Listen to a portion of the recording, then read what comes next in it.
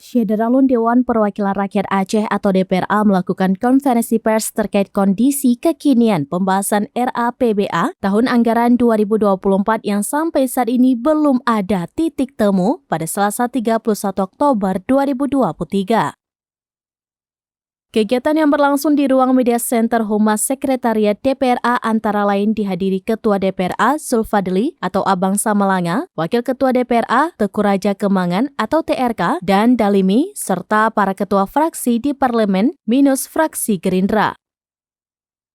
Ketua fraksi PA DPRA Tarmizi SP mengatakan DPRA telah melakukan rapat untuk membahas dinamika dan polemik antara DPRA dan pemerintah Aceh terkait pembahasan anggaran 2024.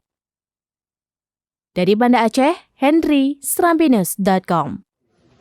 Ini sebagaimana telah kami sampaikan tadi, kami hari ini mulai dari jam 9 pagi tadi, pimpinan DPR Aceh dan ketua-ketua fraksi duduk dalam rangka menyikapi terkait dengan pembahasan APBA tahun 2024. Karena apa? Sebagaimana kita sampaikan tadi, nampaknya respon dari PJ Gubernur ini sepertinya kurang serius.